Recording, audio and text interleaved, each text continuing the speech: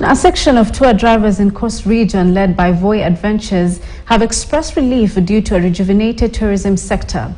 They are, however, concerned about systems delaying their clients when accessing the national parks. Hezron Kimari reports from Voi.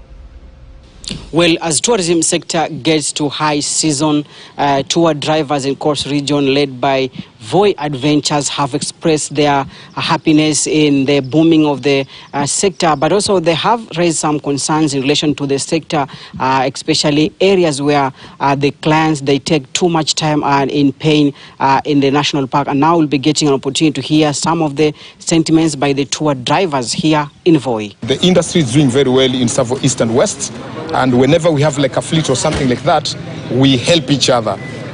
We source vehicles from one place to another, but we make sure our clients are enjoying themselves. And of course, if there's any problem, at least we are there to boost it up. But above that, what we are doing currently, we have a big group of almost 80 people. And I would request, especially for international clients, when they come to Mombasa, they can either start in Savo. We pick them, we at the airport, they do the circuits in Savo, East and West. And then from there, now when they're done, we can take them to Mombasa.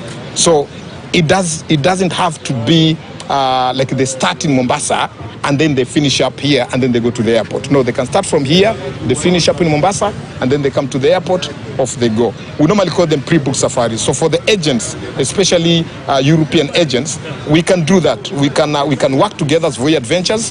We see how we can work their packages out, combination of the beach stay and of course at the park. Upande wa parks zetu kuna Savo East National Park na kuna Savo West National Park. Alafu kuna zile sehemu ambazo pia ni excursions za cultural and historical sites ambazo ziko milimani kama Undanyi, Sagala, Kasigau.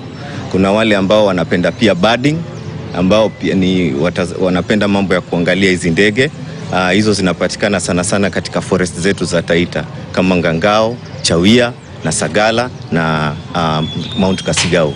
Hii Citizen ningeomba kama kuna uwezekano wa kuwa kurahisisha, manake mgeni anaweza kuwa yuko kwa main road na anajisikia tu kuingia park, angalau atokee upande mwingine wa pili, ajisikie tu kuenjoy tu kwa muda kidogo, lakini inakuwa ile muda ambao anapanga aingie, hatoingie, itamchukua hiyo time ya kuwa alikuwa aingie mpaka azunguke na atoke, hiyo tama inamalizia kwa mlango.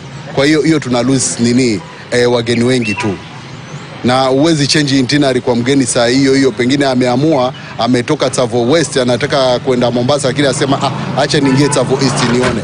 Huyo mgeni yeye kulipa kuingia hapo ndio inakuwa ni shida, na ambapo ingekuwa inarisishwa na kadi kama ya banki, mtu anaweza kutumia kadi ya banki yote kurun hapo ndani na aweze kuingia, kama vile kufanya shopping kwenye mahoteli au kulipa hoteli kitu kingine. Ingekuwa ni rahisi hiyo kurun kadi tu mtu aingie. Changamoto zingine ambazo tunazipata kwenye park ni kuwa kulingana na mazingira yalivyo kwa sasa, hatuwezi kurekebisha kwa sababu ni mambo ya kimungu, lakini kuna ukosefu wa mvua kwa muda mrefu.